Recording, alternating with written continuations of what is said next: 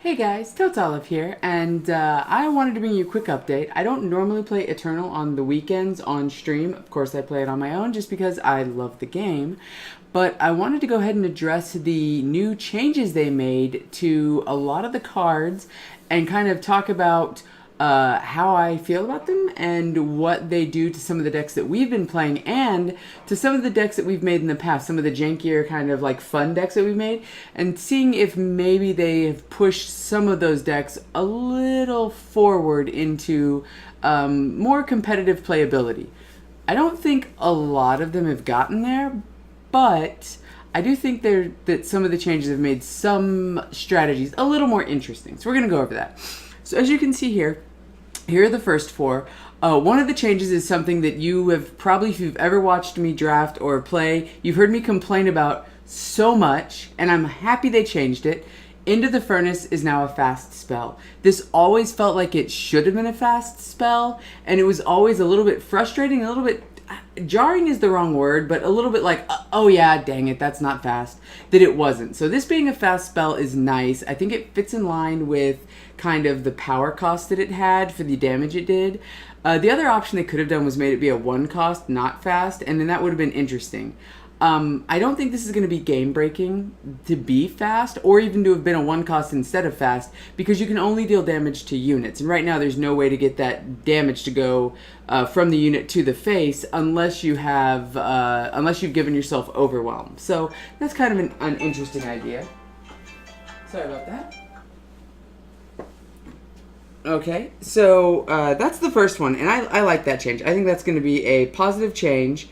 And I think it's going to make the card work the way that we all have been kind of expecting it to work anyways. And a way that makes the card make more sense. There we go. Okay, sorry about that. Had to deal with fun things. Okay, Topple Tower. This is, whatever. It's a whatever change. It's not really a great card. It hasn't changed into a great card. Bumping its power up by one is not really good, or its life up by one is not really going to make this any more of a playable card. It's just too slow. I mean, it's kind of a draft card. That's about what it is. Whatever. It's not going to really change much. Parapet Sentry. +2/+2, while you have a relic, summon, deal 3 damage to the enemy player and 3 damage to an enemy unit with flying. I don't recall what changed about this. Is it the +2/+2? I think that's what changed. I think before it didn't have that ability. I cannot remember. I know I've played this card a couple of times on drafts, and it did well for me in those. So, you know, and I don't think that this is a negative change. So, as far as I know, this is just going to push this card a little bit more. And it was already a decent card, but it'll help the Praxis Sentinels in draft. I don't see this being a constructed playable card, but it could easily be, you know, better in that aspect. Soulfire Drake. This is kind of sad because it does wreck one of the kind of more interesting decks that we did, the No Bad Tops Skycrag deck that we were running. Aside from that, I think it does put this card a little more in line with where it needed to be. It's sad to see it be nerfed like this when you still have things like Sandstorm Titan running around, warping the format. But, hey, you know, I mean, they wanted to make a change, so they made a change. I think Sandstorm Titan should also be costing 6 instead of 4, just for what it does. But hey, that's just me. I don't think this change was necessary. I have not seen this card running so rampant, but I guess their data analytics say that this card is insane. I haven't seen it myself. I haven't seen it be crazy. It tends to be really easy to play around. Maybe it just hurts the new player experience more. I don't know. I don't think this change was necessary. It's going to hurt a few decks. It's going to make it pretty much not really seen in the format anymore, which that's kind of sad, but hey, whatever. We need aggressive flyers to deal with some of the more annoying ground stall strategies. Getting rid of one of them is a little bit frustrating, and it also removes some of the reach for fire decks. So, but I guess they're going to try to push more towards the slower Sentry Praxis style decks. This is the change they want. Amaran Shoveler, still not playable. Its ability went from costing 2 to costing 1. I have said for a long time that these abilities, that these especially these crappier kind of loot abilities should be free on these creatures. This guy and the blind storyteller. or Blind Seer or whatever. Both of them, their abilities should be free. We have an example of a really good unit that has a filter effect with a trigger, basically, that is free, and you see how useful that is. And that creature's a 2/3, so it's got use beyond just its thing. You're talking about this guy being a 0/1 and having to pay for its filter effect, and its filter effect isn't as good. No, not anything I care about. Lunar Magus. I'm excited for this change because we ran a deck that was... we'll call it interesting. It was a janky deck called Camel Fall that ran Lunar Maguses, and Lunar Maguses ended up being really powerful in that deck.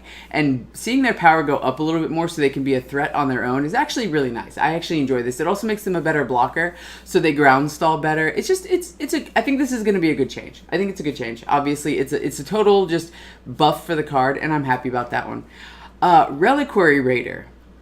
I don't know that this change is going to have much of an effect. I wish that it had been maybe a 1/4 instead. I can see why they took it from being a 4/4 for 3 because it's just too good that way. But the problem is that having only 3 on the back end means it does not block very well at all. Having 1 on the front end means that it also doesn't do much damage. It's a life-gaining anti-aggro card now, whereas before it was just kind of an unplayable card. I don't know if we're going to see this... With the other changes they've made to the aggro decks, I don't know if we're going to see this card be very important. And here's the bigger problem I have. This card's a 1/3. Now wait a second. We're positioning this card to be against aggro decks. Well, if you're talking about an Argenport mid-ranger aggro deck, they're just going to murder it, so who cares what its life is on the back end. But if we're talking about a Skycrag or a Stone Scar aggro deck, oh wait, 3 on the back end. It dies to Torch. Okay, so this thing's not going to survive. 3 on the back end. It dies to Sword of Icaria and doesn't trade with it. Doesn't stop Rakano. This card's not going to see play much. It's just not. I mean, sure, you gain 3 life when it blocks, but it doesn't trade with the sword. Doesn't trade with an unbuffed sword. Just dies to it, and so they get a 2/4 out of that. It just dies to Torch, so they can just Torch it on their turn. You get no life gain benefit out of it, and they would have killed whatever your blocker was anyways to aggro in. So it didn't even like become a lightning rod. Like it hasn't done anything there. It's only got 1 on the front end, so any units that deal 3 anyways just run through this. It doesn't block. It doesn't block the 4/2 charge that deals 1. I'm trying to remember his name right now. Vicious Bandit, I think is what it's called. Doesn't block that guy out of Stone Scar. It doesn't block any of the units that have been pumped by a Bandit Queen very well. It doesn't block a Argenport Instigator. It doesn't block a Chaos Champion. Pretty much it blocks Grenadin. I mean, it doesn't block the 2/3 the 3/2 with Rapid Shot or with Quick Draw that has Aegis. I'm trying to remember his name right now. Can't remember off the top of my head. This is really early in the morning for me, by the way. Well, it's only 6:30, so it's not that early, but I just came off the end of a 4-hour stream, so I'm a little bit like, head's not in the right place for this. But anyways, it doesn't block any of the units that are problematic in aggressive decks. It doesn't even block the 3/2 Yeti with Warp that taps a unit. Like, it doesn't block any of these things well. So having only 1 on the front end, if this had been a 2/3, I would say that this is a pretty good change. But being a 1/3, this unit's pretty much still unplayable. It was unplayable as a 4/4. It's kind of still unplayable as a 1/3. Oh well. Seasoned Splunker. I like this change. This card's seen a little bit of fringe play in some of the Sentinel Relic, Sentinel Care About Relic decks because it gives you the power pump. Going from a 3/3 to a 4/4, it's pretty cool. Or from a 4/4 to a 5/5. I'm sorry. Going from a maxed out 4/4 to a 5/5 instead, if you have a relic, means that you can be getting 5/5s for 3 with this guy. So this is actually a much better change, which I find hilarious that the uncommon got a much better boost than the rare. But hey, whatever. I don't work for Eternal. Stirring Sand. I like this change a lot. This is going to become a much more playable card. It was kind of fighting with other recursion cards at the 5-drop slot, better recursion cards at the 5-drop slot. So now they've lowered it to 4, which makes it better than it used to be. But you couldn't just bring it in at 4 because then it becomes infinitely better than a lot of the other cards.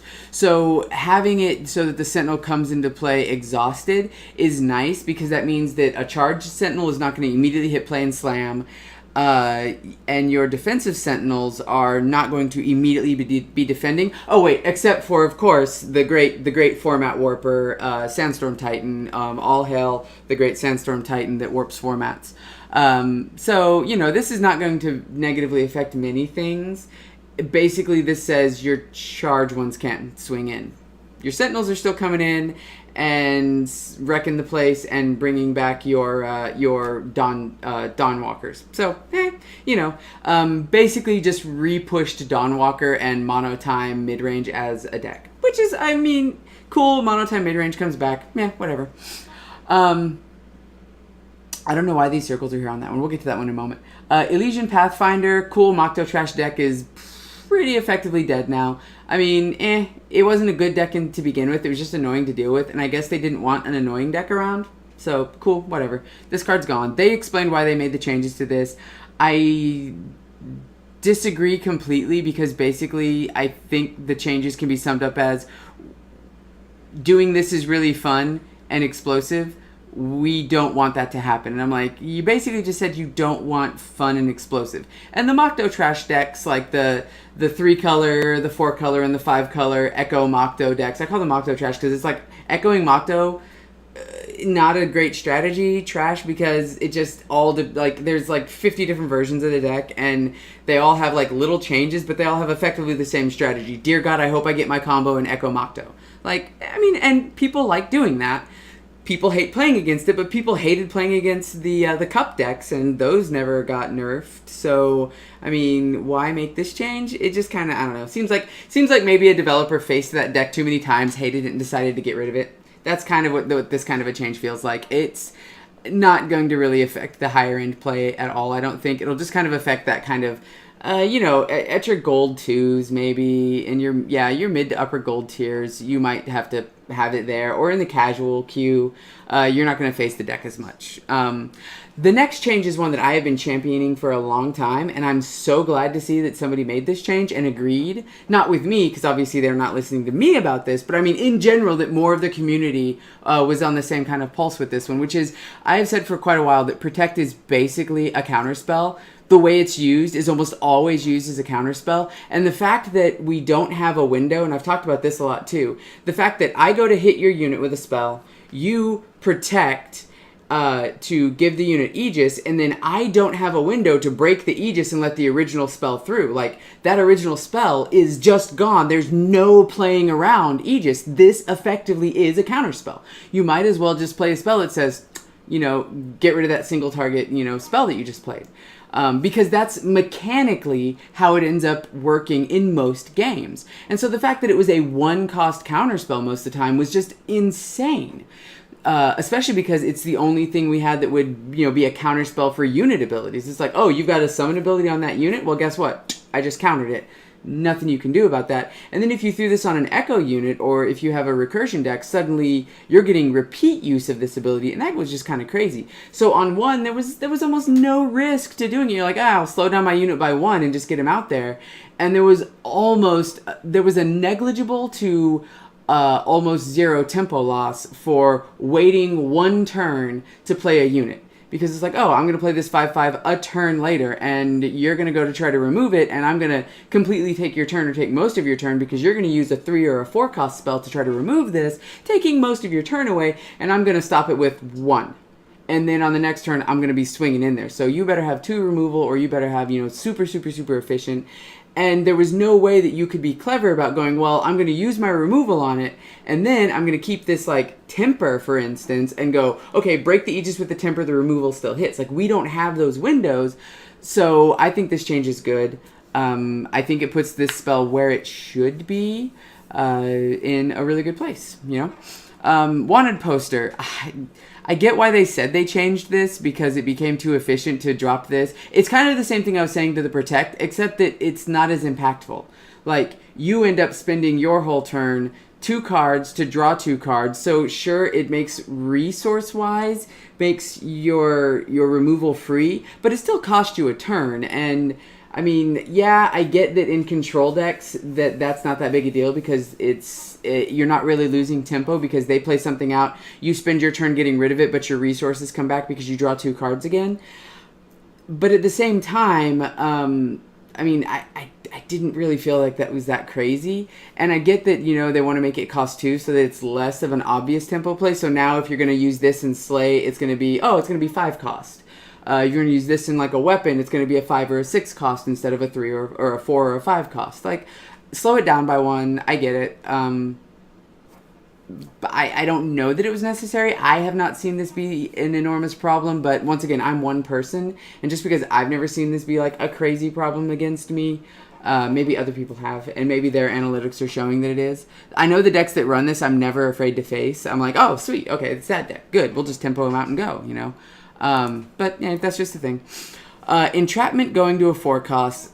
I disagree with this completely. This card was not insane. I know they did it for draft purposes. Even in drafts, I've never seen this card be absolutely insane. It's good, but it's still removal that isn't as good as just anytime removal. First, people have to attack. And yeah, it sucks when you get got by this card, but I mean, it pushes Nightfall as a better tactic against it, so I don't know. I don't know if this change will have an effect, because this card will be less easy to use. You'll be able to tempo into it more often and more easily, but it seems like I don't know. I don't know if this is the targeted change they needed to make the Argenport aggro strategies and the Argenport mid-range strategies in draft not as good. I think Argenport has just kind of been the pet group for a couple of sets now. But, whatever. It's a change. It'll have an effect. I don't know how great of an effect, but it'll have an effect. The Spirit Blade Stalker will have a huge effect, however. Because you can no longer turn 4, play Spirit Blade, turn 5, use Spirit Blade. Now it's going to be turn 4, play Spirit Blade, opponent gets a turn to try to answer it before you get to ult with it, which is nice. Or you're going to have to wait to play this, and so you're going to have to be playing off efficiency in your power usage. So I think that this is a very, very, very good change. I like the change of Spirit Blade Stalker. Spirit Blade Stalker, as most of you know, is an insanely powerful common in just about any color. If you're playing Justice and you see Spirit Blade Stalkers, you pretty much want to grab them because they're just that good. Roosting Owl. I mean, makes it a worse blocker for the Flyers. I mean, I guess that's cool. Whatever. Most people really care more about its mentor ability, and having it 4 on the top is nice because it dodged some removal and stuff, but it's already the situation that even as a 3 on the back end, it blocks a lot of the Flyers. I guess it dies to the snakes now, the reckless snakes that have to attack, so there's that at least. Same thing. I mean, it's a good card. It's a good card. It's a card that's valued in those decks, and it's going to be less valued in those decks, which means they're just going to shift which ones they care about. Shifts it down, but doesn't really, I think, hurt the deck that much because it wasn't that important to the deck. Last Light Druid. I am excited for this because this makes the Last Light Druid's ability significantly better. I am excited to try this card out now that it's a continual effect instead of a one-time effect. And I'm sorry, it was always a continual effect. But what I mean is, one time summon the unit, you get 1 change, you're done. The fact that now it's at the end of every turn, all of your units are going to evolve into a higher cost unit, that's actually really, really awesome. And I think that that is going to really push this card the way it should have been pushed. Because part of the problem we had with this was that it sucked, right? Efficiency-wise, you play this card and then you play, your best option is to play token generators, right? Well, the problem was, okay, cool, so I'll take a bunch of 1-cost tokens and turn them into 2-cost tokens. Your 2-cost units aren't necessarily that much better. Sure, you might get some 1/1s with an upside. You might get a slightly more powerful creature. Maybe it went from a 1/1 to a 2 power.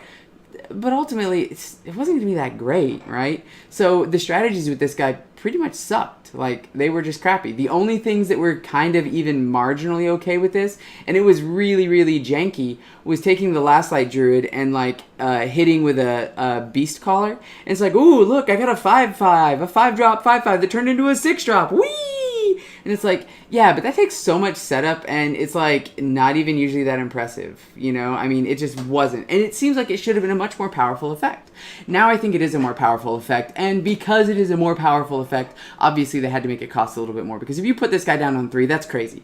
You know, I mean, imagine the Skycrag deck that's like Grenadin, this guy, and suddenly they've got growing Grenadin every turn, and it's just like, oh, okay, this is going to get crazy fast, right? So this guy costing 4 puts him in a good position, and having 4 on the back end makes him resistant to removal. That's very important. He's more resistant to removal now. So he's going to get to have more of a chance of going off, which I like. I like the change to this guy. I'm excited to make decks with this guy and try it out. Thudrock. They made him resistant to removal. He's harder to kill. Like, he has to be dealt with now with other than just just torch that. Dice to torch, whatever. Dumb unit. So that's better. I like this. Bellowing Thunderfoot. Still a crappy card, but at least not quite so terrible to take. I really, really, really, really think this guy should have charge. I think his ability should have been, I think it should have been summon, stun an enemy unit, and bond, give him charge.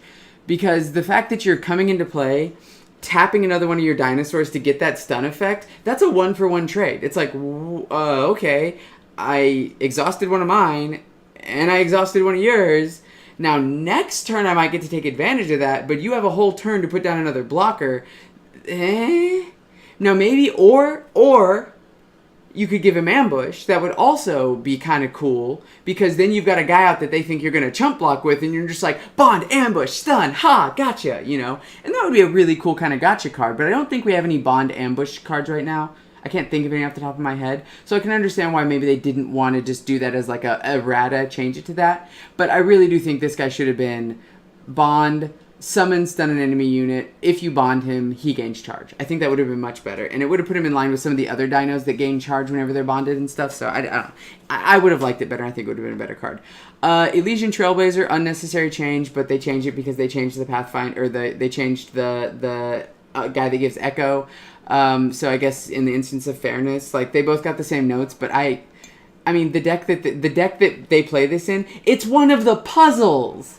Like, they show you the combo in one of the puzzles. Like, how are you going to break this combo that's super janky, usually doesn't even win games, not even that great, that's in one of your own puzzles? Like, come on, guys. Why? Whatever. Most of the changes I like. Most of the changes are positive changes, but this change just seems silly. It just seems silly and pointless.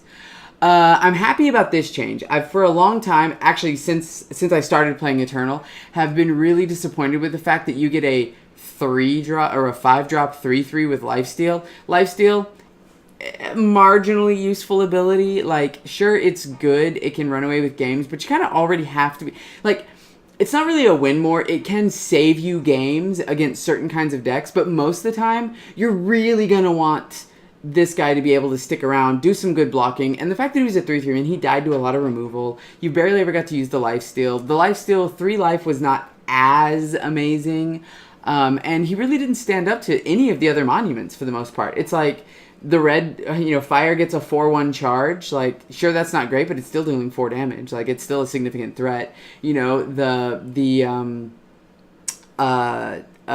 got a 4/4 flyer, right? Time's just obscene. They get a 5/5. They get a 5/5 Overwhelmer that's also a dinosaur, like a relevant creature type. Relevant creature type. A really good ability, a really good power line for, most of what Time does. So super synergistic card. So Time Monument's just the best one. But the Amethyst Monument was, it was worse than the Justice Monument, because it's like, at least the Justice Monument could pump another creature. And it was like the one that was the hardest to use, because you still had to have a creature when you got it. And like, so it just always felt bad. So the fact that it's a 4/4, it's nice. It's nice. It makes it feel more in line with the Fire Monument, more in line with the Primal Monument, and makes it feel a little bit more useful. I don't know that it's going to see much play still, but hey, at least it's more useful. At least it's a better card. Better card. Cabal Slasher going down to 2. That's nice. This guy always felt just a little bit too slow for his effect. Him costing 2, I think, will help the Life Force deck in draft. Vera Fate Touched.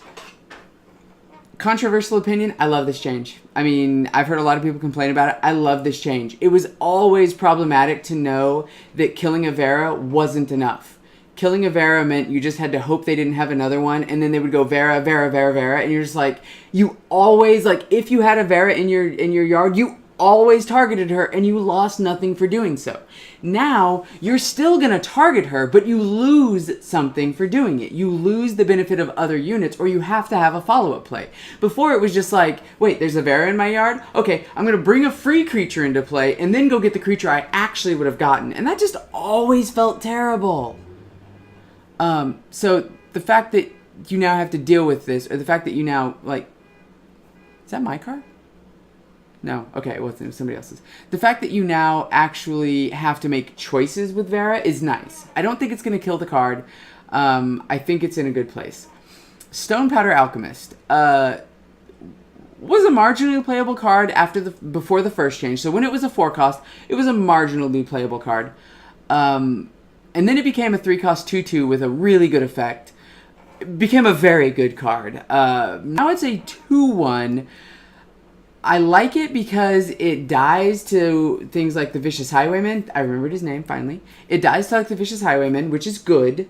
It dies to some of the other 1-drop removal effects, which is nice. It's easy to deal with in the case of having quick draw and effects and stuff like that. It doesn't absorb as much damage from charge units. So I'm a fan of this change.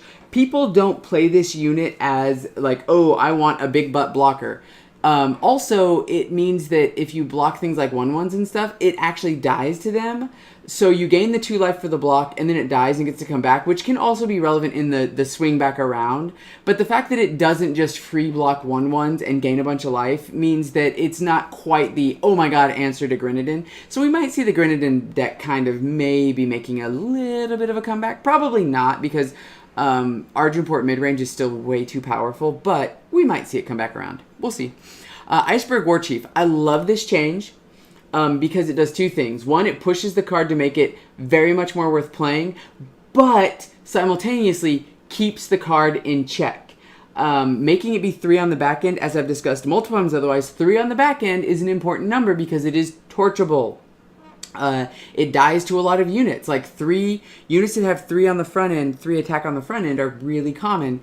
Or even 2 attack and then deal an extra 1 damage from somewhere. So the fact that it's 3 on the back end means that it doesn't just survive through a significant number of threats, but it has a much, much, much more impactful ability now. Snowballs turning into torches. Like, this guy turns all your snowballs into slow torches. That's amazing. He turns snow pelting into 4 damage to your enemy and 4 damage to all the other units you get to target. That's awesome. Anybody want to have a double torch, right? Off of Rockfall? Yeah, that sounds really good to me. Like, this is a good change. I feel this is a really good change. It puts this card more to where it needs to be. Plus, I haven't even touched on the fact that your other Yeti get +2 power. Like, if you're playing a Yeti go wide deck with a little bit of burn in there, this guy's just like, oh yeah, instant include, boom, swing in there. I got some Yeti flyers, or I've got some Yeti overwhelmers, and I'm just gonna get the damage in there. He's really good because what he does is he potentially gives the Yeti deck reach, and he potentially makes a Skycrag burn deck a little more viable. So that's kind of cool. I like the change they made to him. Oh god, Champion of Chaos. Somebody told me, they had not announced that they were making this change. Somebody told me they made this change, and I was just like, what? Because I play a deck, and I've been championing a deck called Gun Queen for quite a while, which is a Stone Scar deck using Bandit Queen, Vicious Highwayman, Argenport Instigator, and Stone Scar Sneaks in order to make sure you have enough gunslingers to play the hideout pistol, and it just is a huge tempo swing when you drop that. And one of the problems with the deck is the weakest units, or the most problematic units, were Pyro Knights and Champions of Chaos, because Pyro Knights are, I mean, they're about the best one drop you can get to fill in that hole, but they're not a gunslinger, so you had problems with them, like not working as well with the rest of the deck. And then you had the Champion of Chaos, which is a really good card, but you never really wanted to waste that tempo swing of putting a gun on her unless it was going to kill. Now, suddenly, you're just like, put a gun, I potentially have 7 power, like that kills most creatures that you care about in the field because they're going to be 6 and below. It's just like, sweet. So this wrecks most of the things I care about. It kills hearts, it kills the predatory dinosaur, the 6/6 with killer. It obviously kills sandstorm titans. Like, it deals with a lot of big threats. It kills Tavrods. Like, on 5. Before, in order to kill a Tavrod, you had to hope that you would get to... Either you would hope a Vicious Highwayman stuck, and then you got to 6, and you got to hit him with it, and then kill the Tavrod, or you had to hope that you pulled one of the fewer other pieces of removal. Suddenly, you now have this amazing piece of removal. And having Overwhelm, giving her +2 power, and letting her swing in at 7 means that that's going to be huge shit. So, I'm glad. I mean, on the one hand, I'm like, thank you for making my deck, like, way stronger with this one seemingly minor change. But, why? Why? This was not a necessary change. This was... It makes me wonder if another dev out there is playing a Gun Queen deck and was just like, man, this card would be so good if it was a gunslinger. And they were like, I'm a dev. Sure, I can do it. I can make my deck better. So I'm just glad I've been on that deck for a while because it's felt obscenely powerful since I started playing it at the beginning of this month. It got me to Masters like super fast. It just feels unfair every time I play it. And this is just going to make it feel even worse. A and the Abductor. I like the change. Moving her ultimate down more means that she's going to be used less as just a ambush, blocker with a little bit of lifesteal, and more as you're going to see her ability, used a little more. So that's kind of good. I like it. Mask of Torment. I like this change because the mask coming down on 5 always felt frustrating because you didn't get as much use out of it. You had to hold on to your life gain spells way too long. So I'm a fan of this change, and this also goes in that Camel Fall deck I was talking about. So far we've seen at least 2 cards from that Camel Fall deck buffed, which means that maybe it becomes a little bit better. It was kind of a janky fun deck anyways, but it might become a little more competitive now that this guy's lower. Plus, I don't remember, anyone who has been a viewer knows that about 3 seasons ago I created and really was pushing for a while a deck that I enjoyed called Hateful Visage, which a lot of other people found. Like, I wasn't the only person to find this strategy, but it was with Mask of Torment, Hateful Cleaver, and Stronghold Visage as a way of gaining life and getting ability, and then steamrolling at the end with the Hateful Cleaver, and so I called it Hateful Visage. And Mask of Torment was one of those ways you did it. And then some other cards came out that kind of made it a little bit better, and some other stuff came out that made it not as good, like, Argenport exists. But having this guy cost 4 means that we might actually see the mask really hitting play more, because this card is almost good enough. It's almost good enough. And I'm really hoping that we're going to see this more. So those are the changes. And then since I talked about how much this is going to affect the deck, let me go ahead and just show you the Gun Queen deck that I've talked about. And I will... Yes, thank you. I will show you the Gun Queen deck and explain why that change was so good for this deck. So here's the Gun Queen deck. Here's the list. It runs 4 Oni Ronins, 4 Pyro Knights, 4 Stonescar Sneaks. I know you might be like, Stonescar Sneak? Why are you running that card? Like, what? That's not constructor playable. You would be surprised how awesome this card is. Get your guys in there, and it really puts your opponent in these interesting positions where they have to decide, do I get rid of the Stonescar Sneak, which objectively is not going to be a good card on its own, and leave the unit that's giving me the problem? Like, for instance, I keep swinging in with Oni Ronins, right? So do you kill the Oni Ronin, or do you kill the Stonescar Sneak? If you kill the Oni Ronin, the Stonescar Sneak is only dealing 1 damage, no Warcry. But if you leave the Stonescar Sneak, I'm going to get another unit down. What do you do? And a lot of opponents, they don't know which one to pick, and often end up picking, the less optimal play because it's, just kind of a more scary one. So Stonescar Sneak's been really good here. Also, Stonescar Sneak means you don't have to overplay your units into a controlled board, because you can just go, hey, instead of playing this 3-power unit, I'm just going to pump that guy for 3 with my Stone Scar Sneak and just keep swinging in, and not really lose value or tempo. Like he's a good underrated card. I've been a fan. Of course, 4 Torch because why not? It's Torch. Like it's Torch. 2 Annihilate just to deal with things like Sandstorm Titans because they're a thing. World Bear Behemoths are a thing you have to deal with. There's not a lot of threats now that are hit by this, but there's enough threats that it's worth having a couple in there as just like good removal. 4 Argenport Instigators because they're a 3/3 gunslinger with a pretty cool upside if you can start killing off units. He's just inefficient. A 3/3 for 2 that's also a gunslinger is just too efficient for this deck not to run. Hideout Pistol, amazing card in this deck. I am only running 3 of them, and I've thought about shifting some stuff around to fit a 4th one in, but I haven't figured it out yet. With the change to the Champion of Chaos, I might cut 1 Pyro Knight to add a 4th Hideout Pistol, because Pyro Knight is now the weakest unit in the deck. Really good card. Really, really, really good card. Tempo swings like crazy. Put it on a Vicious Highwayman. Murder something big. Have quick draw to kill something else big, and lifesteal is just insane. Play Vicious Highwayman, like turn 6, play Vicious Highwayman, throw a Hideout Pistol on it, murder something, gain a bunch of life, like just crazy, crazy, crazy. Crazy good value card. I love it. Because of the Hideout Pistol, we run the Rakano Outlaws in here, which is normally not part of the Skycrag or the Stone Scar aggro deck. You'll notice we're not running Grenadin. We cut the Grenadin for the Stone Scar Sneaks. We cut the Rapid Shots for the Hideout Pistols, and I have not been sorry for those changes. They've been absolutely great. Vera's Favor, we have 2 of them in there just to help out with power draws. It's a way to give us some power draw and a way to give us a little bit of damage in case we need to stick 1 more point of damage on something, so it's really useful. I mean, Vera's Favor, we know what this card does. This card's been the best favor spell since the game came out. It's still the best one. It still does all the same things that you want it for.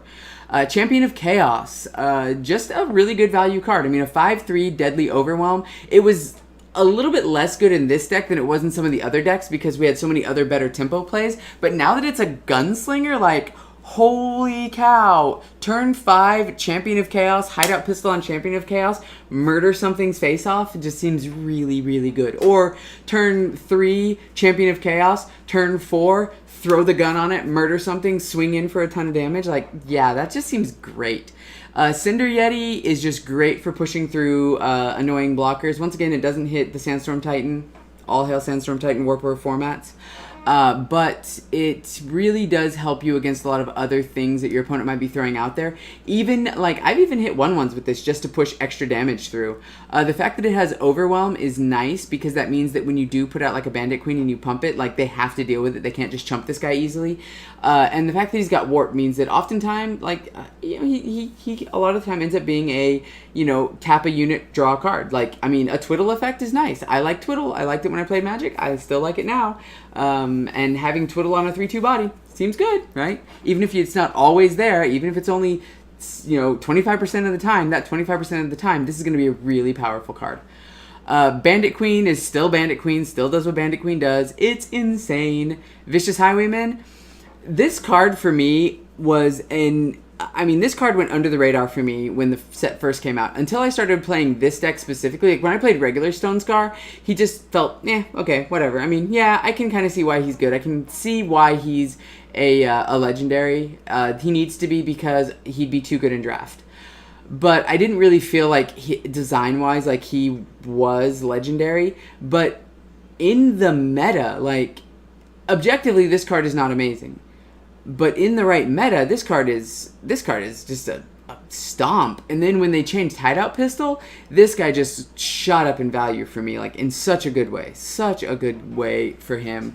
Because it's like, they have to play out blockers because he's got charge and he deals a decent amount of damage, but he makes all your other removal just so much better. Like, on his own, he's an okay card. Like, I'd rather have Bandit Queens over him most of the time, but those few times where he just is backbreaking, it just feels terrible, especially in the mirror. He is oftentimes your game-winning play in the mirror. Your mirror match for not even necessarily Gun Queen, but Stone Scar mirror matches come down to who plays the first Vicious Highwayman, or who gets the Vicious Highwayman to stick the longest. And then, of course, his ability is great for breaking Aegis, because you can drop him, break an Aegis, and then throw out another removal spell to kill a unit, and that's often nice. And there are some corner case, not great, but corner case plays where you might swing in with some units, they block, and then play him to finish off a unit. That's not going to happen very often. You're usually better off just to go to face and then swing with him, because that's just usually your better option. But, I mean, I could see that being possibly a thing. But yeah, he's good. And then, of course, 3 obliterates. They give you reach, and they kill some of the most problematic units. They don't hit Tavrod. They don't hit Worldbearer Behemoth. But that's it. That's the only ones that they don't murder. So they help you there as basically removal that can go to face and be reach. So that's really, really nice.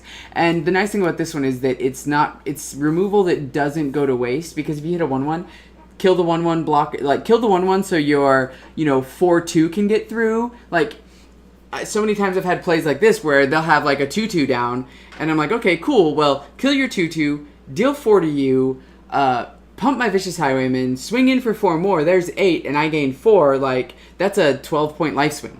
Like, that's pretty good. So it's been Obliterate's been really good in this deck for those kind of mid-rangey, like if you get to that mid-range section of it. And then, of course, the power base. This is the power base that's been working for me. I haven't seen it be a problem. You don't want too many Crests of Chaos, because you want to be able to drop stuff on turn 1, but you needed a 10th, a 9th and a 10th double source for stuff like the Champion of Chaos and the Vicious Highwayman.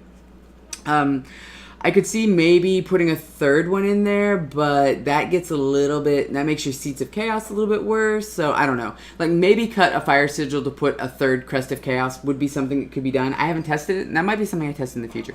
But this is the deck. I play it on stream a lot, because it's just really good, and it just got better. Like, it just got better. So anyways, guys, hope you liked the video. Hope you like my thoughts on the changes. I am mostly positive on the changes, even though maybe my individual descriptions of the card changes might be like negative about some of them. The overall change they made and the reason they made the changes, I absolutely support and am behind. And the changes that were impactful, I think were impactful enough that the changes that were just like meh or why did you do that, were who cares? Like, those impactful changes like Protect being changed, that's gonna have a huge effect, I think. Like, we're gonna see more decks open up. We're gonna see the meta maybe open up a little bit more, and just kind of see control and see spells be better. Because, like, you'll notice that this season, temporal control has been gone. It's just not been worth it, because it's just not good right now. But not good because the deck became worse. The meta shifted to where it's just not a good deck in the meta. So the deck didn't change, but the meta changed enough. So I'm hoping that this will be enough of a shakeup of the meta to bring back a little bit more variety to the ladder. So that you're not just seeing Rakano, Stone Scar, and Argenport. And that's it. Like, those are the 3 decks you see. Like, Armory or Rakano Aggro. Like, that's it. Or you see Argenport midrange, or you see Stone Scar. Most of the time, it's the traditional Stone Scar. Hopefully, more people start playing Gun Queen, because Gun Queen rocks. But that might also mean it gets nerfed, because they've pumped it up quite a bit with... I don't know if they've done it on purpose, but they've pumped it up quite a bit recently. Anyways, guys, have a great day, and thanks. Bye. Mwah.